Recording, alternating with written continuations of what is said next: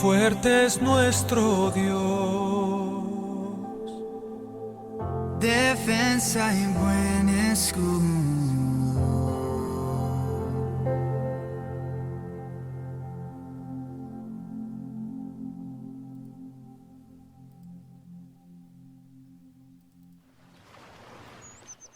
Bueno, escuchábamos ahí esta canción que me recomendaba un gran amigo, que la verdad le digo, sos mi productor.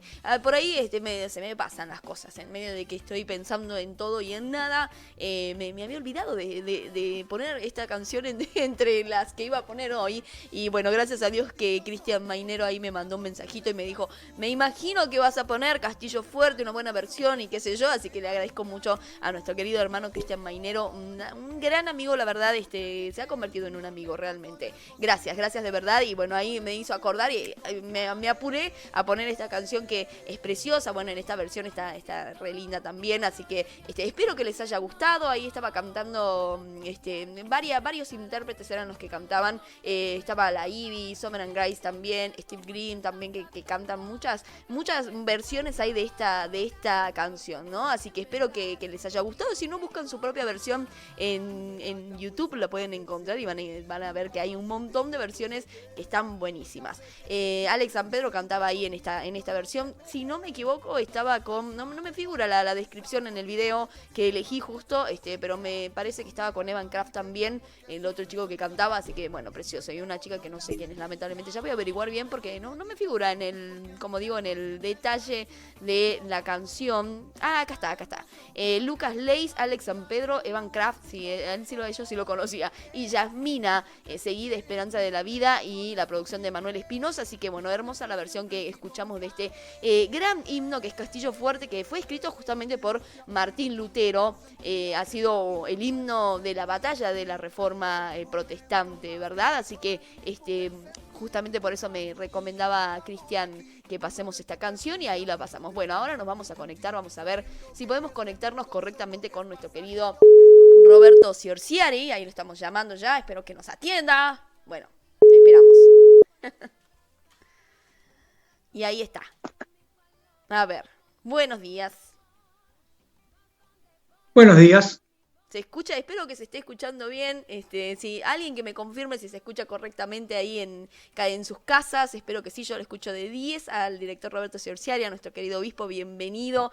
Gracias por hacernos el aguante, por hacernos un tiempo también. Me decía ayer que estaba estudiando a full porque ya tiene es la época de exámenes, así que bueno, esperemos que esto sea muy productivo, que valga la pena realmente el esfuerzo de nuestro director Roberto Ciorciari. Gracias y buenos días, bienvenido. Y bueno, hablemos. Bueno, supongo que el tema de hoy es entonces esta rara conexión de las dos fiestas que se celebran el mismo día. ¿Y qué origen tiene todo esto? Estamos hablando de la Reforma protestante y de Halloween. Exacto. Bueno, como bien decías al principio del programa, esto tiene mucho que ver con la globalización. Y esta movida después del 2000, que tiene que ver con redituar y darle una importancia bastante mayor a algunas fiestas, como para denominarlas mundiales. Por ejemplo, la de San Valentín. Está un poco relacionada con esto. Tiene que ver con la literatura y la conformación de la cultura celta. La cultura celta es antiquísima. De hecho, la referencia bíblica que tenemos con los celtas es la carta a los Gálatas. Los Gálatas es el primer pueblo celta alcanzado por el Evangelio. Algunos opinan que, o mejor dicho, se cuestionan esto de cómo que una fiesta como Halloween opaca de alguna manera la fiesta de la Reforma protestante. Justo la van a poner esa fecha que de alguna manera opaca la celebración protestante. Bueno, Halloween tiene un antecedente de 3.000 años más o menos antes de Cristo. Así que es, digamos, en ese sentido bastante anterior a la Reforma Protestante. Por otro lado, es cierto que la conexión de la fecha tiene que ver con la costumbre católica de absorber fiestas paganas, en este caso Halloween, y darle un contenido más religioso, si se quiere, un poco exorbitante la idea, pero es una forma de querer abarcarlo todo, incluso lo pagano.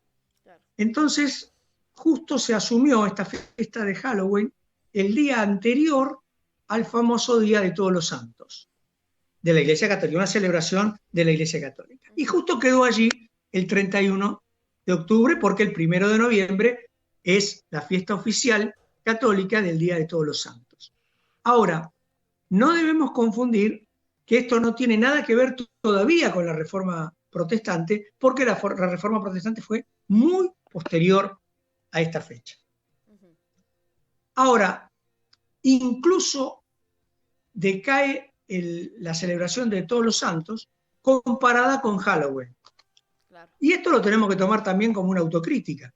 ¿Será que nuestras fiestas, no somos, los evangélicos quizás no somos tan buenos celebrando, como para que este tipo de fiestas haya opacado un poco la Reforma? Pero también se acompaña con otra cosa. Se habla muy poco entre nosotros de la Reforma. Hay muchos evangélicos que creen que el Evangelio lo inventamos nosotros la semana pasada. Y no es así.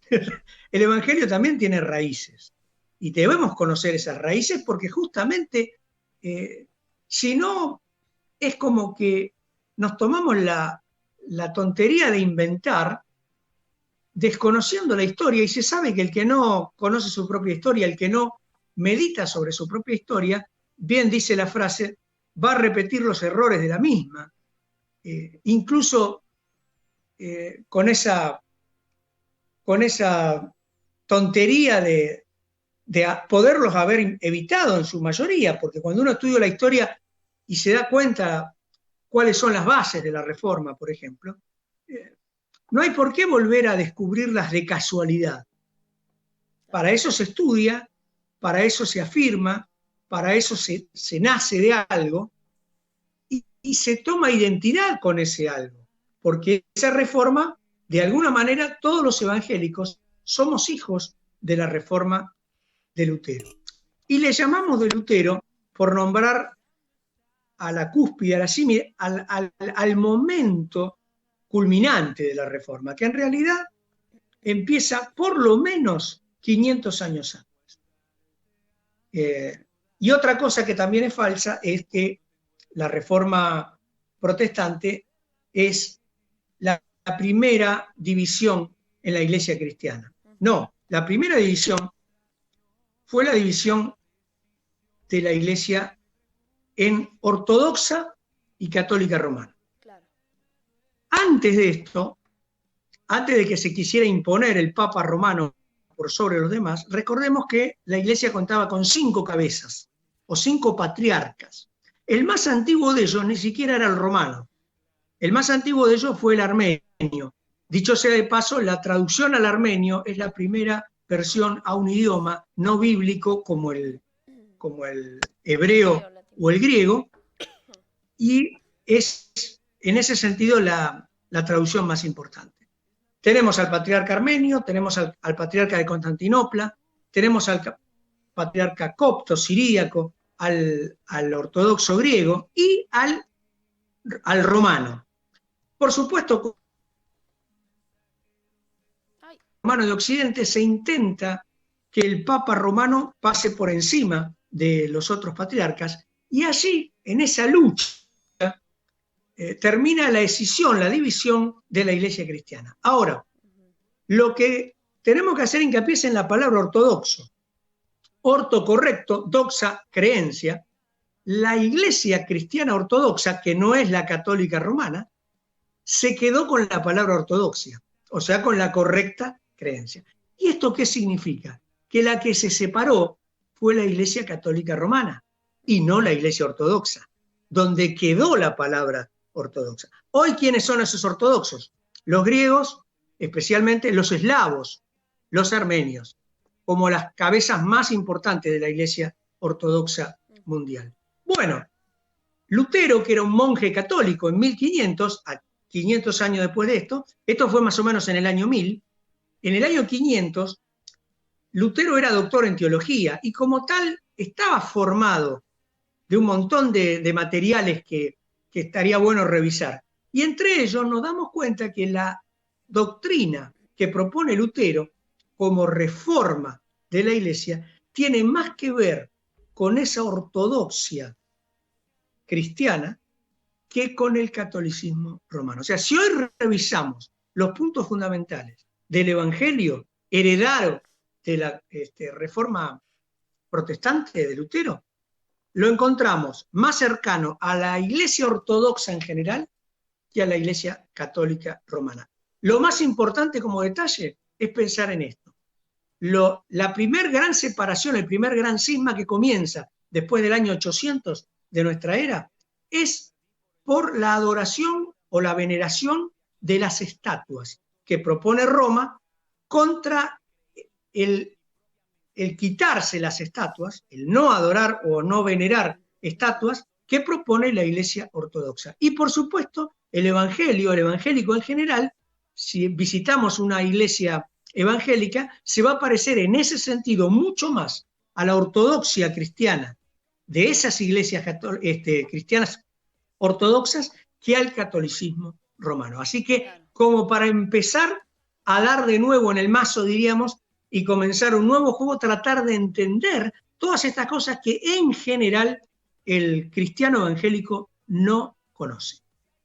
Perfecto. Perfecto, bueno, muchas gracias. Tremenda introducción, ya comenzamos con todo bien claro, ¿no? Como tiene esta habilidad, este gran maestro que tenemos la posibilidad y la bendición de Dios de conocer, de cada día aprender de Él.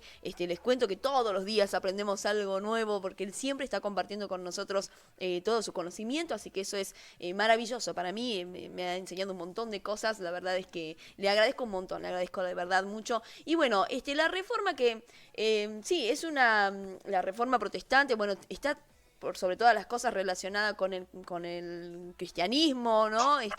Pero, mejor que haya prendido la luz porque no veía nada realmente, era como que estaba hablando ahí con un alma. Pero lo que pasa es que la introducción fue de Halloween, ¿viste? Ah, claro, bien. Ahora viene... Bueno, pero también cambió todo un panorama cultural, no solamente religioso, sino también la sociedad, desde la política, ¿no? No solamente tiene que ver con la religión, que por ahí solamente nos centramos en eso, porque bueno, a veces somos muy religiosos sin darnos cuenta, pero nos centramos solamente en eso, pero cambió otras cosas, ¿no? También. Sí, por supuesto. Bueno, vamos, por ejemplo, a lo político, a lo cultural primero. Escuché por ahí que la reforma trajo a colación el Renacimiento como periodo. No, fue al revés. El Renacimiento comienza más o menos en el año 1400. Y son esos descubrimientos, los de Giordano Bruno, a nivel científico estamos hablando, Giordano Bruno, Galileo Galilei, que descubre que la Tierra se mueve, Giordano Bruno, que instituye de alguna manera, vuelve a rescatar la idea de la teoría heliocéntrica por sobre la geocéntrica, o sea, ya no la Tierra el centro del universo, sino el Sol y la Tierra girando alrededor del Sol. Claro, esto tuvo mucha resistencia dentro del catolicismo romano. ¿Por qué? Porque se hacía una analogía entre lo que se consideraba la teoría geocéntrica con el orden jerárquico eclesiástico. Entonces se enseñaba que así como todas las cosas, que estaba mal, en realidad era falso esto, pero era lo que se creía, todas las cosas giraban alrededor de la Tierra. Entonces, de esa manera, todos giraban alrededor del Papa, los cardenales, los obispos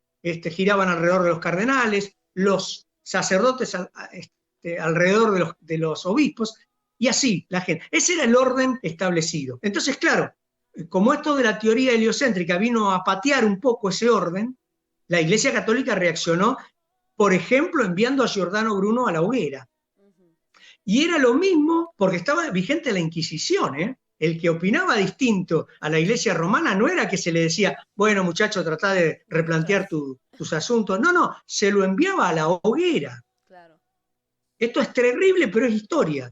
Es así. Bueno, luego vino Galileo Galilei y con su descubrimiento afianzó todo este movimiento de la teoría heliocéntrica, pero él fue mucho más vivo, se retractó al final, firmó como que no estaba de acuerdo, y es famosísima su frase final en ese juicio que él sufrió, que dice que se dio vuelta y habló a sus alumnos y le dijo, pero que se mueve, se mueve. O sea, la Tierra se mueve. Por más que yo firme lo contrario, la Tierra se va a seguir moviendo. Y obviamente es de lo más coherente que hemos escuchado en toda la historia de la ciencia, ¿no? Bueno, son esos descubrimientos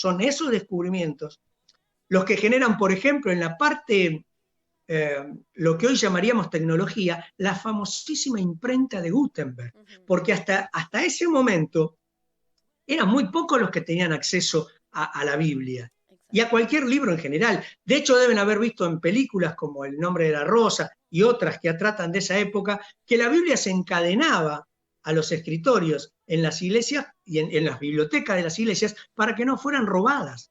Porque un libro en esa época, imagínense si yo tuviera la costumbre que tengo hoy de regalar libros en todos los concursos, cuando un libro en realidad salía a una casa. En comparación, un libro salía lo que valía una casa. ¿Por qué? Porque le llevaba a ese escriba copiarlo, la única forma que había. Yo quería una copia de la Biblia, tenía que hacerla copiar en forma humana. Claro, entonces la persona pasaba 2 años de su vida copiando la Biblia detalle por detalle, y entonces eso encarecía tanto el precio. La imprenta de Gutenberg abarató muchísimo el precio de un libro e hizo que una cosa se pudiera trasladar a toda la sociedad en un par de horas o en un par de meses. Y eso pasó con las 95 tesis de Lutero. Así que todas esas cosas vinieron concatenadas. ¿Hacia qué se rebeló Lutero? ¿Contra qué protestó Lutero y se ligó el mote de protestante? Contra las indulgencias católicas. ¿Qué era la indulgencia católica? Era comprar la salvación. Definitivamente era esto. O sea, el Papa León X estaba preocupadísimo por las obras de la Capilla Sixtina y de la Capilla de San Pedro en general, ¿no? La revisión de todo eso y la reconstrucción de todo eso. Entonces había que juntar plata por todos lados, así nomás. Y entonces, ¿qué se les propuso? Vender la salvación. O sea, vos pagabas una determinada suma, que era altísima, si querías evitar directamente el purgatorio. El purgatorio era supuestamente el lugar donde ibas a purgar los pecados, que a pesar de la salvación no ibas directo al cielo, sino que en ese lugar se purgaban los pecados. Esa era la teología católica hasta ese momento.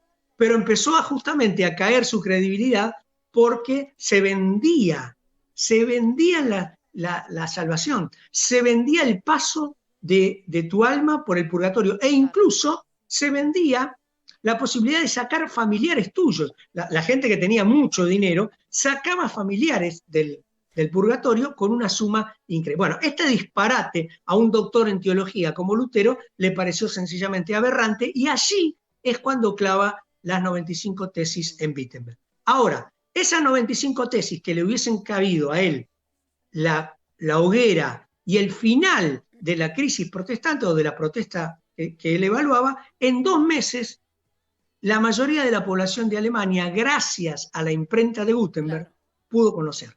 Y de hecho hizo que sus ideas se desparramaran a tal velocidad que la Iglesia Católica no tuvo más remedio que, de alguna manera, no mancharse con la vida de Lutero, no enviarlo a la hoguera, y enfrentar esa reforma de otra manera, porque ya no era sencillamente con hacerlo retractar a Lutero. Sus ideas habían sido esparcidos por todos lados. Claro, exactamente. Y qué bárbaro, ¿no? Porque, bueno, gracias a eso, obviamente, ya no se pudo, como decía usted, terminar quizás en la hoguera y un montón de cosas, o que se perdiera todo esto, ¿no? Anteriormente ya se había tratado de hacer distintas reformas que fueron calificadas como herejías incluso, que se condenaban, como decía usted bien, de forma violenta, ¿no? Pero siempre con el intento de mantener esa autoridad y ese poder, ¿verdad? Por parte de la Iglesia, y era tremendo, porque había mucha corrupción también alrededor de todo esto, que es también algo contra lo que se luchó, ¿no? No solamente en cuanto a esto de las indulgencias, por supuesto, sino mucha corrupción que había dentro de la Iglesia Católica, ¿no? Sí, tal cual. Y pasando también a lo político que vos nombraste, no es casualidad, la reforma protestante trajo aparejado el liberalismo, no confundir con algún liberalismo político, sino el liberalismo como filosofía política, que es otra cosa. Y de hecho eso trajo también al tan devaluado capitalismo y tan atacado capitalismo. Sin embargo, más allá de eso, eso trajo también el nacimiento de estados nacionales. Los primeros estados nacionales son hijos de la Reforma.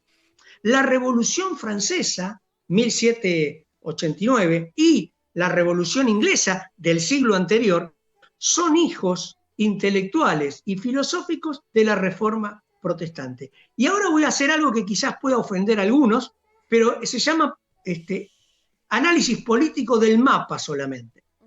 Fíjense esto. A ver si la reforma tuvo que ver o no con el crecimiento acelerado de algunos países y de algunos descubrimientos y algunas bases científicas. Tomemos el mapa solamente. ¿Quiénes son los países que tomaron la reforma como propia? ¿Quiénes adoptaron la reforma como filosofía y como religión? Los Países Bajos, lo que hoy sería Holanda, Finlandia, Noruega, Suiza, Suecia, Alemania, Inglaterra, Francia. ¿Les suena algo esos países? Busquen la tabla de los países más estables del mundo, más prósperos del planeta. Todavía Estados Unidos no había nacido. Estados Unidos llega con la colonización británica, pero de alguna manera toma como base filosófica también esa reforma. De hecho, si bien es el país que importa Halloween hoy, fue el país que en el dólar, en la moneda oficial, todavía tiene la frase "en Dios confiamos". Entonces, hagamos una situación del mapa. ¿Quiénes rechazaron la reforma? ¿Quiénes continuaron fiel al catolicismo romano? Italia, España y Portugal. Italia, España y Portugal. ¿De dónde salieron el 90% de colonias en América? De España, en Latinoamérica, ¿no? Bueno, en América, porque América del Norte es la excepción porque, digamos, es colonia británica. Claro. Pero de allí para abajo, todo tiene que ver con colonias españolas, portuguesas e italianas. Nuestro país se conforma en su gran... Ya sé que hay polacos, hay yugoslavos, lo que vos quieras encontrar ahí en Argentina, pero el 80% de la población desciende de italianos y de españoles. ¿Tendrá que ver algo esto con nuestro atraso y con el atraso de esos países en el concierto de todos los países del mundo? Bueno, llámenle casualidad. Lo que pasa es que cuando uno ve el mapa y empieza a estudiar de verdad cada signo, se nos puede acusar de un montón de cosas, de ideología política, de lo que quieran, pero el mapa no miente, ¿eh?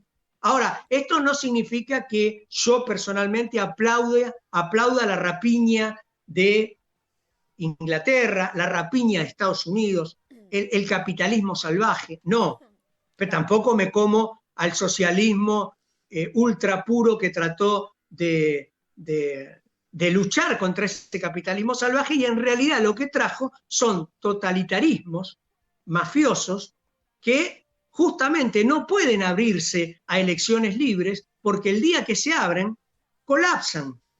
Incluso sin abrirse a elecciones libres, es lo que pasó en la Unión de las Repúblicas Socialistas Soviéticas, que era el gran rival de Estados Unidos después de la Guerra Fría, hacia el año 50, 60, 70, ¿no? Y luego colapsó. ¿Por qué colapsó? Porque mostró una gran mentira. No se puede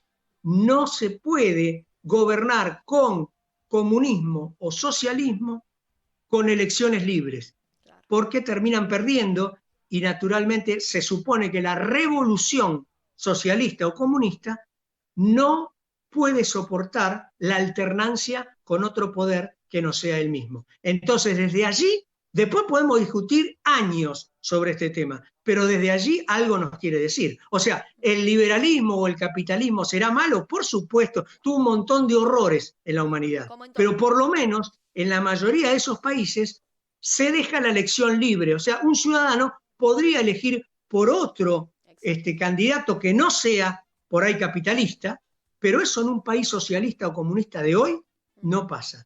Así, y esto tiene que ver, miren cómo fuimos trayendo desde la reforma un análisis político actual, falente seguramente, pero por lo menos mirando en el mapa lo que pasó desde 1517, época de la reforma protestante, hasta hoy.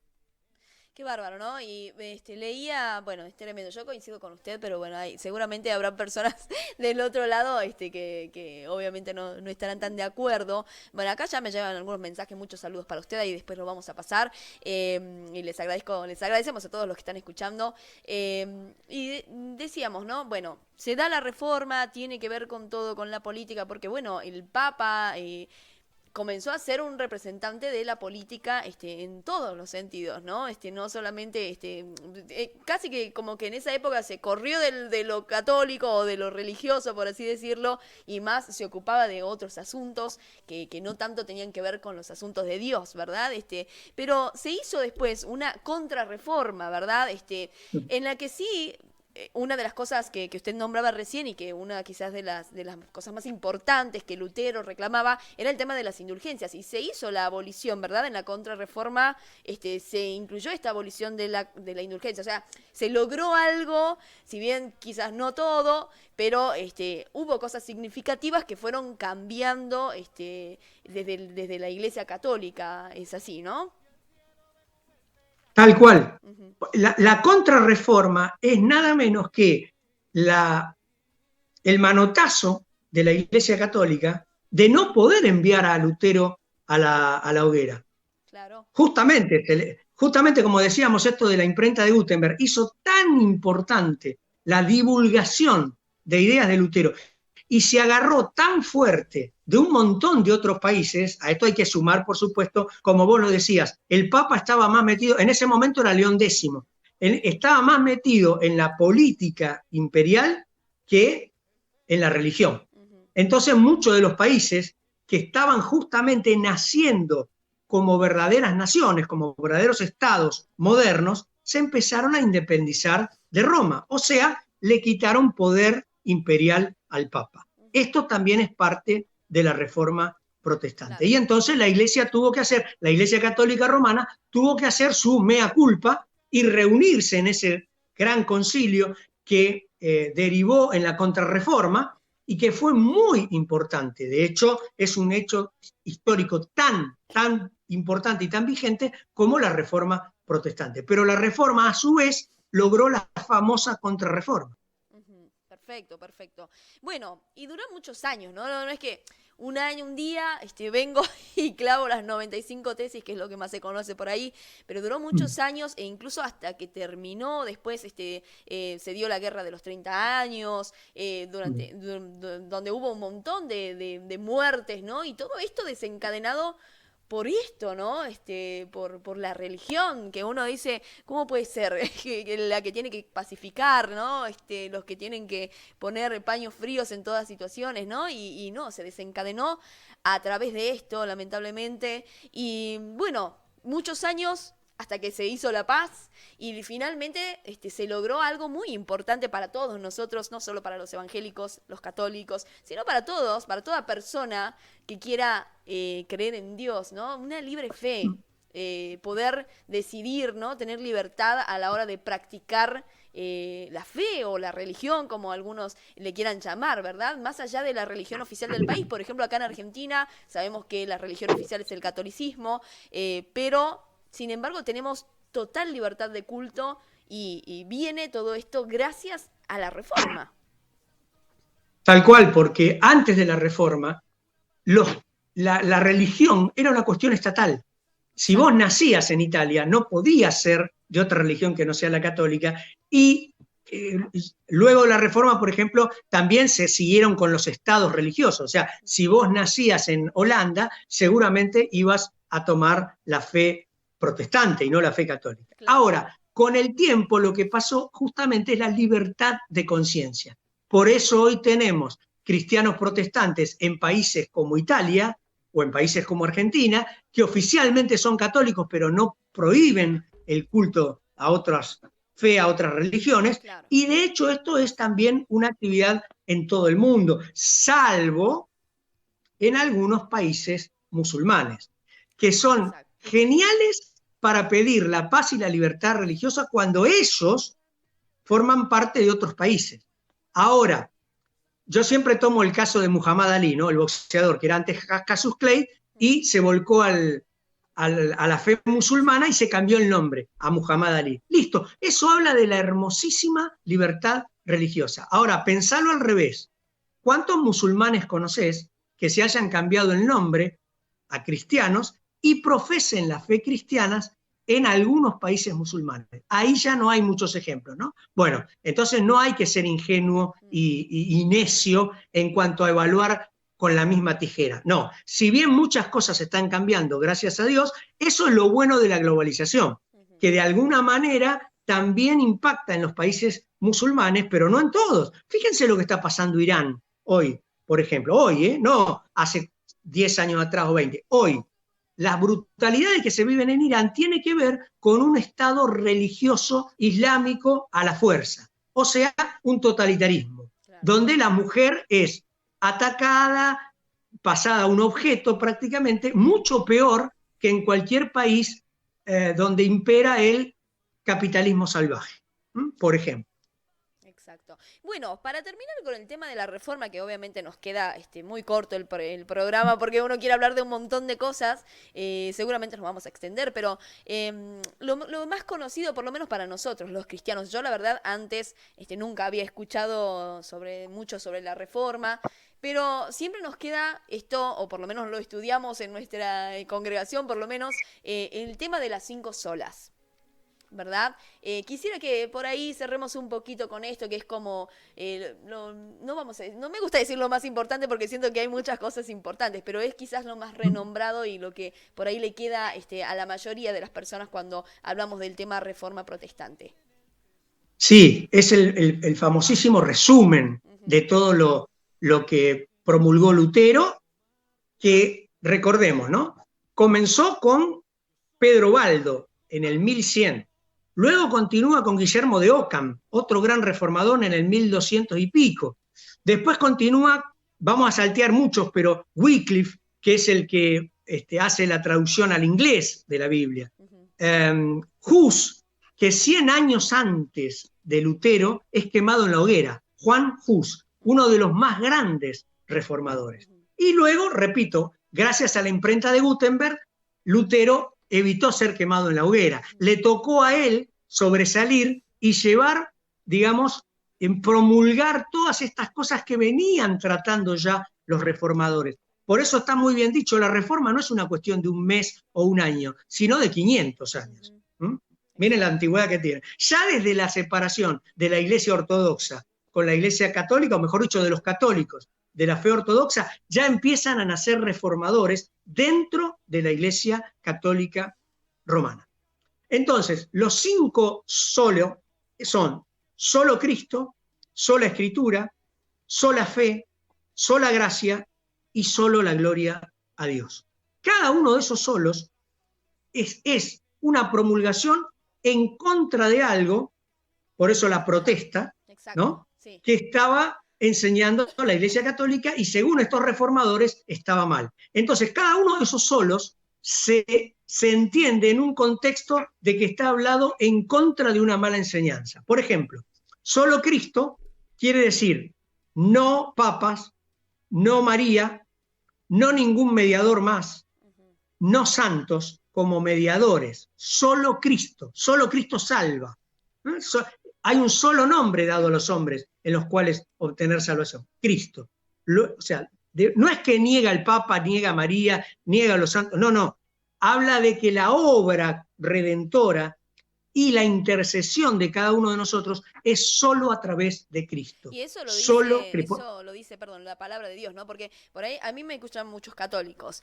No es idea de ofender, ¿no? Ni nada por el estilo. Siempre tratamos de respetar desde acá, por lo menos.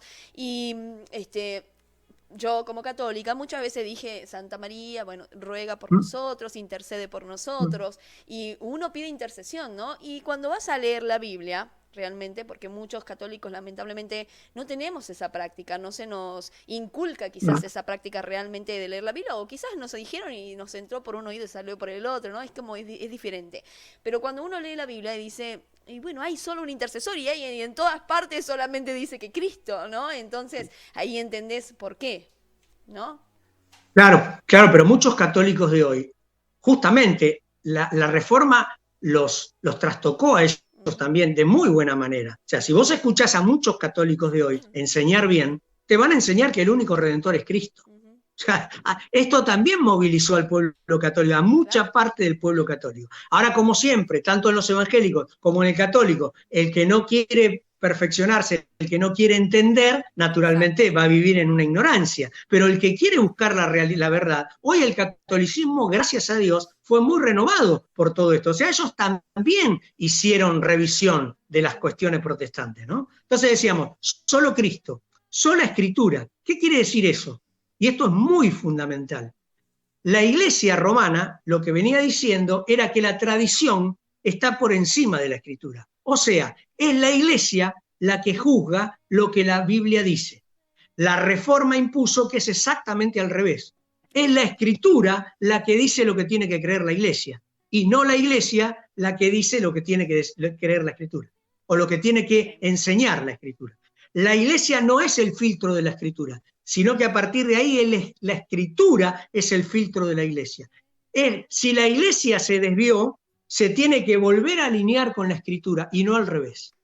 Entonces, ese segundo es casi el más importante, ¿no? Sí. De hecho, cuando uno lo lee históricamente, el primero que aparece es sola Escritura. Yo nombré solo Cristo porque me parece que vale más la pena, digamos, empezar por ahí, pero si uno lo ve históricamente, el primer solo que aparece es sola Escritura. Bien, excelente. Siga. Ahora viene sola fe. ¿Por qué sola fe? Porque solo por la fe somos justificados. Y eso también lo dice Romanos 5.1, y lo tiene el católico, y lo tiene el evangélico, lo tiene el ortodoxo, y lo tiene cualquiera que abra la Biblia. Justificados pues por la fe, tenemos paz para con Dios por medio de nuestro Señor Jesucristo. Eso en contra de las por la fe, sería. No por obras. Claro, no por obras, como también dice Efesios. Ahí está, pero viste que estábamos hablando de que ese solo se enfrenta con una mala enseñanza. Exacto. La mala enseñanza era la salvación por obras. Y lo que la propuesta protestante hace es, la salvación es por fe, no por obras, como también dice Efesios 2.8 creo que es, o 2.8 y 9, que dice que no por obras para que nadie se gloríe. La salvación no es por obras. Amén. La tercera es sola gracia. Es por la gracia de Dios y no por esfuerzo humano. Esa es la mala enseñanza. La mala enseñanza es el esfuerzo humano.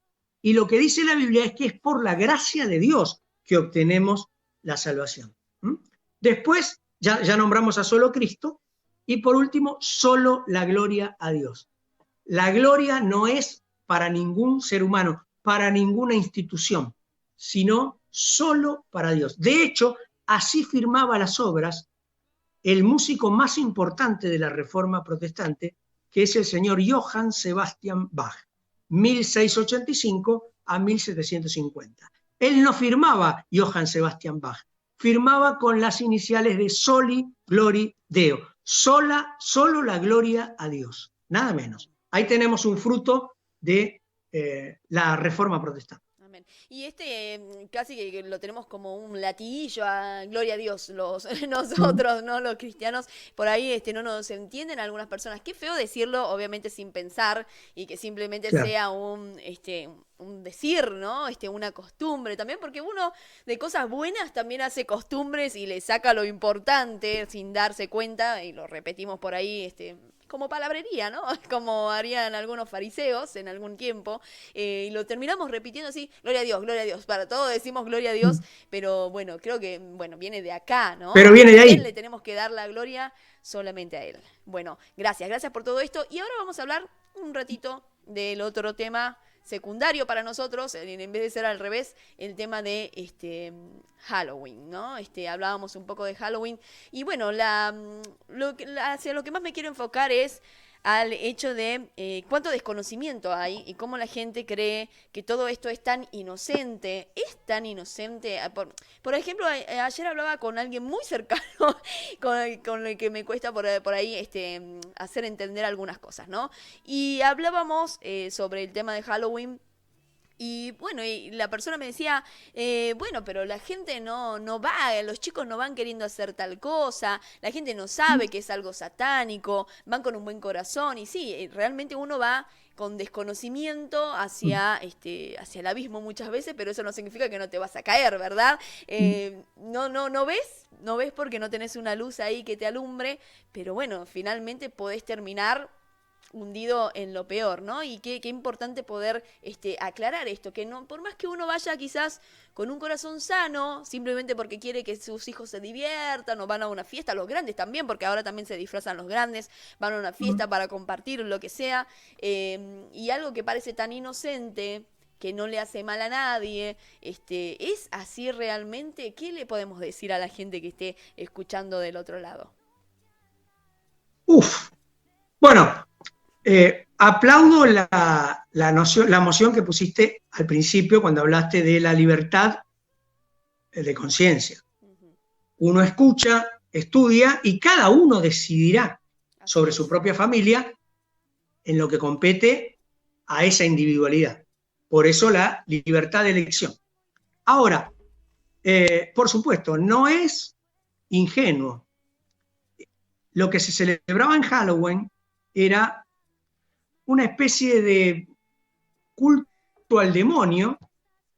En realidad esos demonios eran las supuestas almas de las personas que quedaban en la tierra, de los muertos, que no estaban en paz, de alguna manera, y que se desataban especialmente en este día que los celtas conocían como Halloween, o la fiesta de los muertos. Bien, es horrible, es horrible, es la raíz. Ahora, hay una especie de vulgarización comercial de las fiestas. Obviamente en Halloween no se vendían calabazas, ni luces de colores, ni dulces. Eso tiene que ver lamentablemente con la parte mala del capitalismo, que es vender. Y para vender no hay ningún límite, ¿no? Entonces, ahora, como cristianos está muy bien enseñar estas cosas, razonar sobre estas cosas, estudiar estas. ¿Cuántas cosas hemos recorrido hasta acá de la Reforma? Y después te pediría 2 minutos para hacer un cierre, ¿sí? No con Halloween, sino con la Reforma, aunque estamos hablando de Halloween. Pero fíjate, por ejemplo, yo no estoy tan en desacuerdo con el catolicismo de asumir las fiestas, siempre y cuando se enseñe a las personas cuál es el origen de esa fiesta y cómo puede ser transformada. Después, de hecho, no hay fiestas sino celebrantes. Cada uno es quien es en esa fiesta y la fiesta se realiza a través de personas que hacen esa fiesta. Lo que yo veo en los evangélicos, especialmente en estas semanas, es una fobia que es parecida a la de Navidad. Sí. ¿Por qué? Y claro, porque... iba a decir eso. Claro, Navidad, todos sabemos, haciendo la conversión más exacta, que tiene que ver más que ver la fecha del nacimiento de Jesús con la época de mayo, junio, julio, que con la de diciembre. Está bien, eso lo impuso el Imperio Romano, bla, bla, bla. Ahora, si bien la Navidad no es bíblica, ¿cómo va a ser bíblica si supuestamente celebramos el nacimiento de Jesús? y el 80% de la Biblia se escribió precisamente antes del nacimiento de Jesús. Y eso es muy posterior. Ahora, que no sea la fecha no significa que no la tengamos que celebrar. El tema es estudiar que no es la fecha, listo. Ahora, si todo el mundo, si todos los... Y dicho sea de paso, el mundo que celebra la Navidad, ¿sabe lo que está celebrando? Tampoco. O sea, miremoslo del otro lado, porque vamos a ponernos en esta cosa, en este engranaje. Los paganos nos obligan a celebrar Halloween. Muy bien. Ahora, si yo me pongo en pagano, podría decir, los cristianos nos obligan a celebrar la Navidad. Porque la Navidad no es una fiesta satánica. Es una fiesta que supuestamente celebra el nacimiento de Cristo en la historia de la humanidad. Nada menos. Ahora, ¿el 90% de la gente, el 80% de la gente sabe lo que celebra en la Navidad? No, a veces ni los evangélicos lo saben. Ahora, lo que yo veo sí, y que tenemos que tener cuidado, y vuelvo a repetir, no estoy argumentando para que celebren o dejen de celebrar, sino para que lo discutan en familia y en congregaciones, porque es un hermoso tema para tocar, no en una entrevista de radio que va a terminar en minutos, sino en meses de trabajo, ¿no? De investigación, de sondeos, de debates. Y es, ¿qué se celebra? ¿Cómo se celebra? Y por otro lado, ¿no estamos viendo en todo esto que muchos fanáticos lo impulsan para separar a las familias? A ver, vamos a hacernos chiquitos 2 minutos. Yo no puedo convencer, vamos a suponer que yo tengo un chiquito de 7, 8 años. No lo tengo, hoy tengo uno de 21, así que ya este tema está como un poco superado. Y en general optó por no celebrar Halloween. Pero el tema es, todos los chiquitos de 7, 8 años lo celebran. En la escuela, en lo que fuera. Y yo le voy a obligar a mi hijo a no celebrar Halloween, a no llevar la calabaza, a no disfrazar, ¿no es cierto? O sea, lo aíslo de la fiesta. Lo muy posible que vaya a pasar es que mi hijo apenas tenga uso de razón, reniegue contra el cristianismo, porque va a agravarse que el cristianismo lo que hizo es impedirle una fiesta entre amigos. Mirá, ahí justamente, ¿no? Tengo un representante de esta Todavía él no, de pero esta Bauti, zona etaria. Bauti a full. Todo lo que ve está ¿Cómo le va? inundado de Halloween. La tele todo el tiempo. Halloween, dice. Halloween. Acá está Salvador, bueno, para la gente que está escuchando, y Roberto lo ve en la videollamada, pero bueno, para la gente que está escuchando, está Salva aquí, que se despertó hace un rato ya y ya vino. Bueno, siga. Entonces, odiamos al cristianismo. Claro. Entonces, seamos, a ver, lo más sabios posibles. Me parece que el cristianismo ataca donde no hay que atacar. ¿Estudiamos la fiesta? Bueno, por supuesto. Ahora, creer que la gente, así como la gente no sabe qué celebra en Navidad, tampoco sabe mucho qué celebra en Halloween. Claro.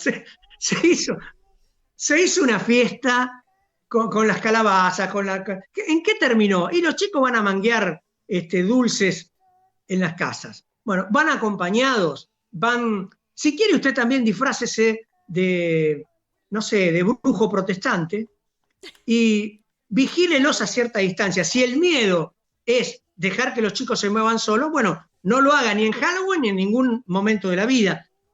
Vigílelos, pero vigílelos jugando.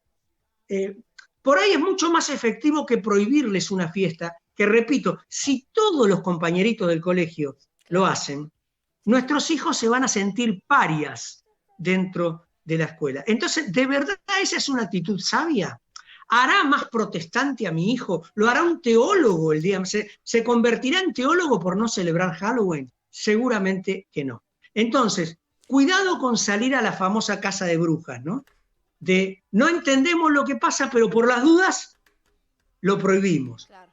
Más cuando están nuestros hijos en juego. Porque en definitiva, no hay ningún problema. Quédense tranquilos, yo no celebro Halloween y no creo que lo celebre los últimos años de mi vida. Son otras las cosas que están en juego aquí. Nuestros hijos. Claro. Entonces, que nuestros hijos conozcan la verdad de la fiesta, sí. Charlar, sí. Dejarlos celebrar, dejarlos ser parte de sus amigos, sí, porque en definitiva es quizás de los pocos que conozcan la verdad del asunto. Jugar pidiendo dulces en una casa no va a hacer que vendan su alma a Satanás. Eso es una exageración. Eso iba a preguntar, porque por ejemplo decía usted, ¿será que va a ser teólogo por no celebrar Halloween? Pero puede ser, bueno, que la gente se esté preguntando del otro lado lo mismo, ¿no? ¿Será que se va a hacer satánico, que va a ser rendirle culto al diablo a partir de esta celebración? Porque ese es el miedo, me parece, más que nada, más que nuestros hijos sean tan santos, que es lo que en realidad deberíamos buscar, que nuestros hijos puedan alcanzar la santidad a través de la santificación que solamente nos da Dios, ¿no? Y bueno, y con ciertos comportamientos también, que va todo de la mano y enganchado, ¿no? Pero la gente más tiene miedo a lo malo, así como muchos no quieren pecar por no ir al infierno en lugar de por amor a Dios, también muchos no quieren hacer este tipo de cosas por lo malo, por lo que pueda pasar después con nuestros hijos. Si van a celebrar Halloween, bueno, se van a hacer satánicos, se van a hacer malos, van a ser parte de esto. También puede que alguien se esté preguntando eso. Para usted entonces... No, está bien la pregunta. Yo, en general, si vamos a la parte evaluativa, no conozco mucho incremento en la iglesia satánica por celebrar Halloween. De hecho, la gente lo sigue tomando como un chiste, como un juego, y no conozco que haya crecido mucho la iglesia satanista por la celebración de Halloween. Claro. O sea, me parece que son otras las ramas por las que se llega a ese tipo de cosas y no por una fiesta. Y de paso, les quería dejar justamente pensar en esto. Jesús es un experto, está bien, no es que se metió en Halloween, pero Jesús es un experto en transformar fiestas. La fiesta de la Pascua era una fiesta judía, de hecho lo sigue siendo. La Pascua es una fiesta judía. Ahora Jesús se metió en la Pascua. Él celebró la última cena en la Pascua. Y él se sacrificó por la humanidad en Pascua. Gracias a eso, Pascua dejó de ser una fiesta para los judíos y pasó a ser una fiesta universal. De hecho, Pablo dice en las cartas apostólicas, nuestra Pascua es Cristo. Porque Cristo cada vez que se mete en algo lo transforma. Ahora, ¿podría meterse en Halloween? Él ya no, pero nosotros como su pueblo sí. ¿En qué sentido? Y si en vez de manguear, se me ocurre, por favor, apaguen las hogueras que ya no se usan más, ¿no? Desde 1600 no se usan más. Pero, ¿y si en vez de mangar dulces, nuestros hijos llevan dulces y llevan un Nuevo Testamento? ¿No sería una sorpresa tremenda? Bueno, ¿no le haga un ataque de hígado a Satanás, claro, viendo que aparte de los dulces entregamos, por ejemplo, un Nuevo Testamento? Claro, en algunos lugares, estuve yo investigando del tema, hay muchas iglesias que hacen, en esta noche, hacen salen a la calle disfrazados no de monstruos, no sé, de ángeles, cosas así, cosas buenas o un animalito, no nada que dé terror, miedo, que vaya hacia ese lado oscuro, sino que, bueno, de otros disfraces. Y que además dicen, la gente que es cristiana de las casas, además de dulces, se entregan un tratado evangelístico, por ejemplo. Es una idea que en algunos lugares se hacen y que, bueno, tratando de justamente de no cerrarse totalmente a lo que es justamente el Halloween, sino a tratar de modificar, así como usted dice, ¿no? Así que es como una celebración alternativa. Se llama, lo había dicho el otro día, Holy Wins. En vez de Halloween, claro. Holy Wins, que es la santidad vence. Que consiste en disfrazarse de santo, de santa, bueno, en el caso de los católicos, y participar en esa noche de diversas actividades, tanto como baile, canto, música, en clave cristiana, ¿no? O sea, hacer otras cosas, actividades también el mismo día, involucrándose y mezclándose, pero teniendo conciencia de esta otra parte, ¿no? ¿Ves que ni siquiera soy original? O sea, ya se le ocurrió a alguien. Bueno, pero es bueno saberlo. Sí, yo estoy de acuerdo con eso. Mirá, sabiendo que toda la gente va a estar en la calle, como en la noche de los museos, porque todo eso, a ver, la noche de los museos, la noche de las librerías, acá en Buenos Aires está todo el mundo metido en esas cosas. Y yo repito, eso tiene que ver con el capitalismo. Son fiestas capitalistas, son para vender. Ahora, aprovechando que la gente va a estar en la calle, ¿por qué no salir como evangélico a la calle, no para reprimir ni para golpear a nadie, sino para de alguna manera sumarnos a una fiesta, a esa fiesta, pero con un matiz distinto. Aprovechar que la gente está en la calle, pero no disfrazarse, no causar terror, sino acompañarlos, justamente ir con dulces, con más caramelo, con mejor calidad de golosinas, si se quiere, y personalmente, si ponemos la mano en el corazón y dejamos un ratito de lado nuestros prejuicios, un nene disfrazado no le causa terror a nadie. En todo caso, son los grandes los que tenemos un poco más de morbosidad y de ingenio en los disfraces. Los chiquitos disfrazados y pidiendo dulces no asustan ni a los perros. Así que ese miedo quitémoslo. Y pensemos en este tipo de cosas que, por supuesto, alguien demasiado agarrado a su pasado y a sus cosas raras como evangélico, en general yo le pido que piense esto: no defendamos inútilmente lo que no se puede defender. Porque si no, adaptémoslo.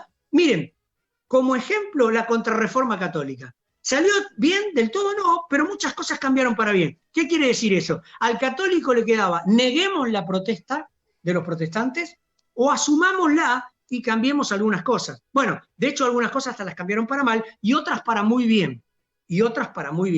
Pero lo peor que le podía pasar al catolicismo es negar la reforma. Lo peor que le podía pasar al catolicismo es atacar a Lutero y atacar a todas las ideas reformadas, porque no iban a poder contra eso. De hecho, no pudieron.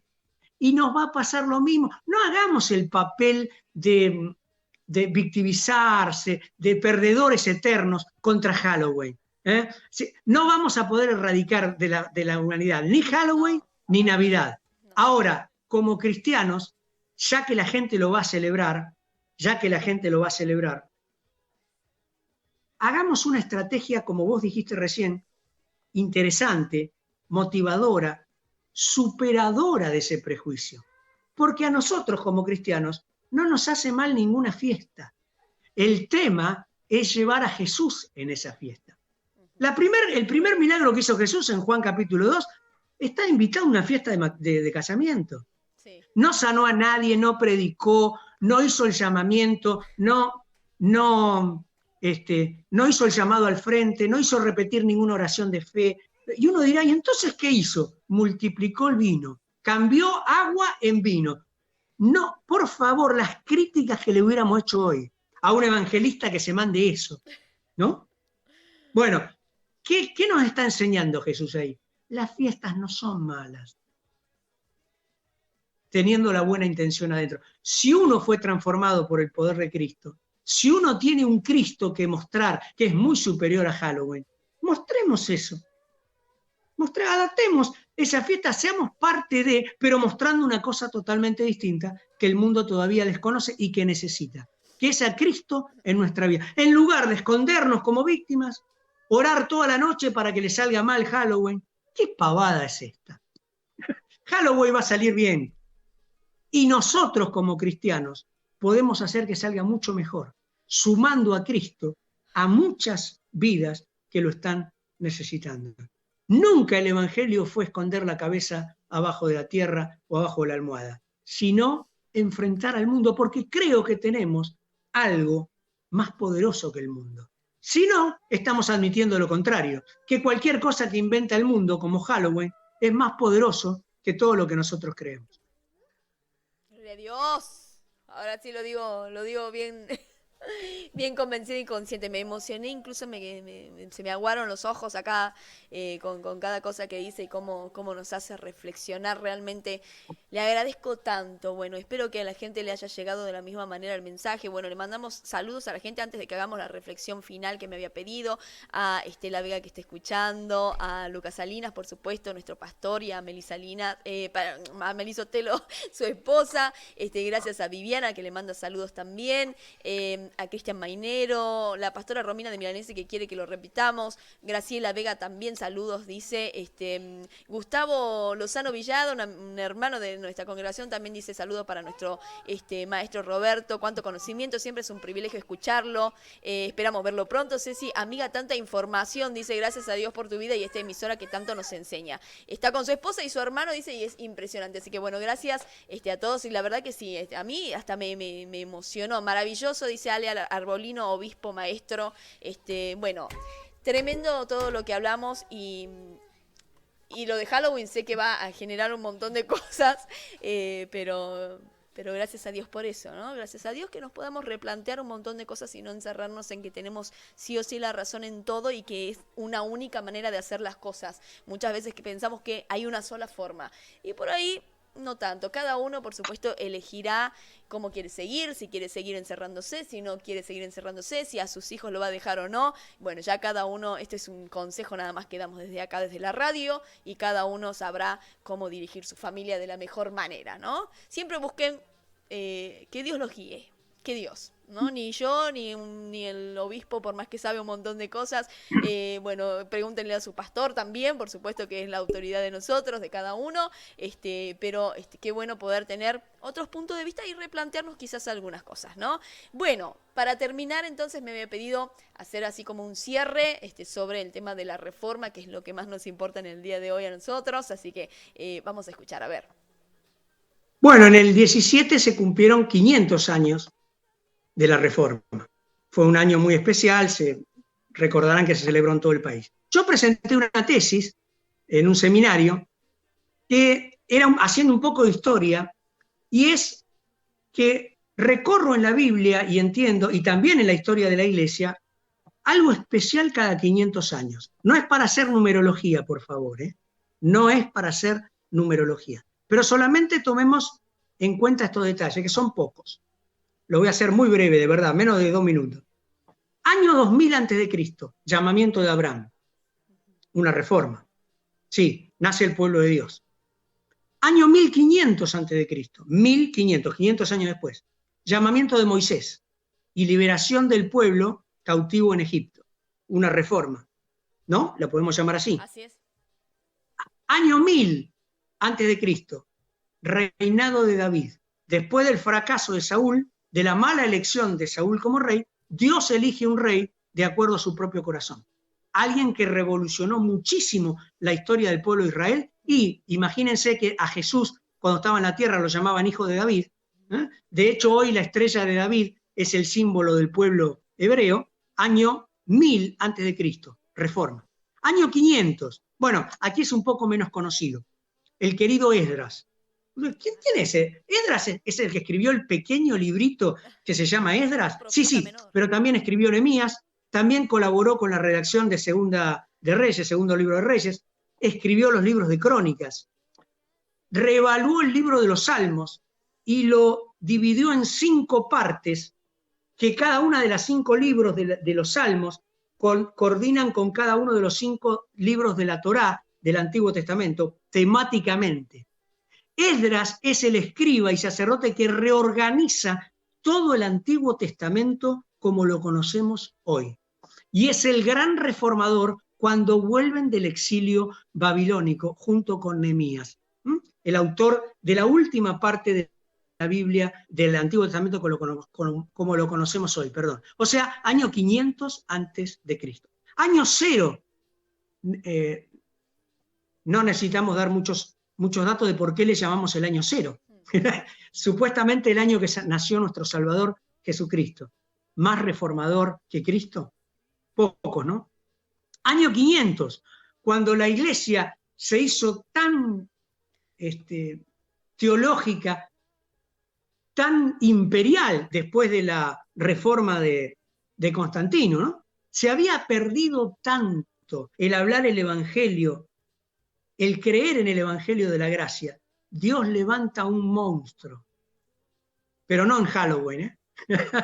En el año 500, un poquito antes, en el año 400 y pico, don Agustín de Hipona, el obispo de Hipona. Él vuelve a la doctrina de la gracia y de la fe, nada menos, en el año 500. Año 1000, Bueno, ahí no podemos nombrar específicamente a una persona, pero sí a la separación de la Iglesia cristiana ortodoxa con la Iglesia católica.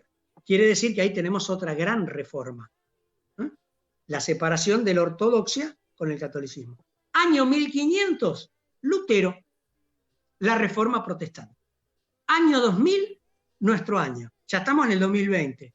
Y mi pregunta es, ¿qué cosa extraordinaria Dios hará en este tiempo que nos toca? ¿Seremos testigos de algo tan fuerte como una nueva reforma protestante? Recuerden que el lema de la Iglesia protestante es Iglesia reformada, siempre reformada. O sea, lo que instauró Lutero en el 1500 es algo que tendría que ser fija el día de hoy. Siempre nos estamos reformando si queremos buscar la voluntad de Dios cada día. Dios no para de reformar su iglesia, pero de alguna manera, estén de acuerdo conmigo o no, cada uno puede hacer su propio análisis, cada 500 años pasa, desde la Biblia hasta hoy, pasa algo extraordinario en la reforma de la iglesia.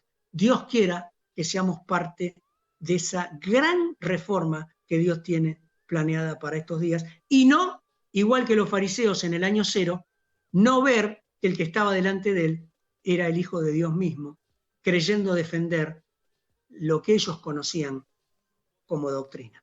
Muchas gracias. Amén. Bueno, muchas gracias. Tremendo cierre. Bueno, le agradecemos mucho. Ángel Torcha dice muchas gracias por la enseñanza del obispo, como siempre, de excelencia. Gracias, Cecilia, por la nota, todo muy edificante. Liliana Balcala también nos está escuchando, la profe. Gloria a Dios por iluminar a ciertas personas que irradian su luz. Gracias, Ceci. Por ahí también tenemos de todo, ¿no? A favor y en contra, en cuanto al tema de Halloween, por sobre todas las cosas. Así que bueno, era...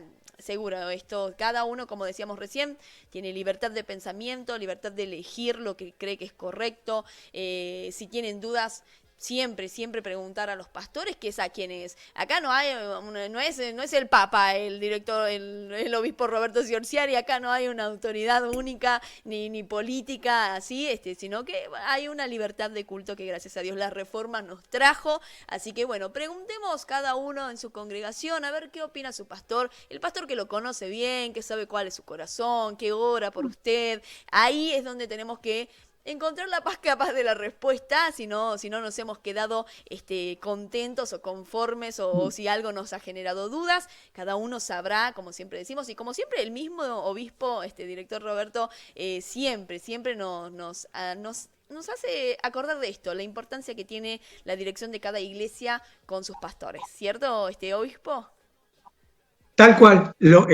Ahora, como estamos en una entrevista de radio, por supuesto, es para todos. Justamente la opinión es libre, pero no vale jamás más que ninguna autoridad de la casa, de su propia casa, y de la iglesia, que es la casa del Señor. Por lo tanto, y bien lo dijiste, si esto causó dudas y alguna que otra controversia, pero me siento más que contento, porque eso significa que la gente piensa y se anima a contestar pensamientos. Ahora, nadie necesita contestarme en el momento ahora. Lo que yo propuse y lo que yo invito es, como vos también lo subrayaste, a investigar por su propia cuenta. No hay nada mejor que eso.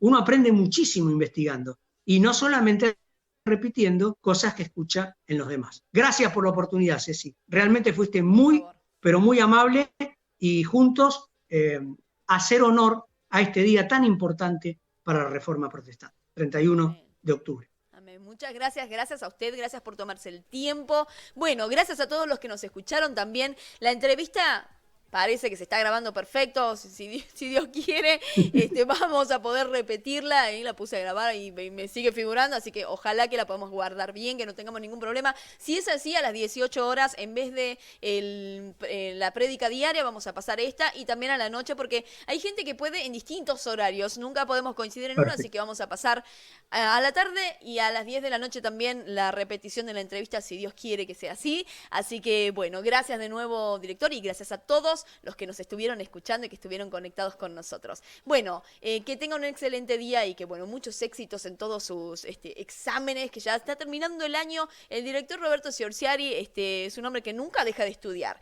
y actualmente está estudiando en la Universidad de Buenos Aires, así que se tomó un tiempito.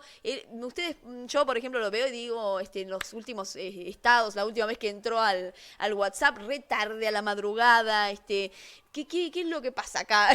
Digo, este hombre se desvela todo el tiempo y es porque está estudiando, así que bueno, gracias a Dios por eso, que siga estudiando siempre para que nos siga enseñando más cosas, ¿verdad? Gracias de verdad por su tiempo. Bien, adiós. Cortamos. Bueno, seguimos acá con la música, como siempre hacemos en Radio Soy. Sigan conectados y gracias a todos los que estuvieron ahí.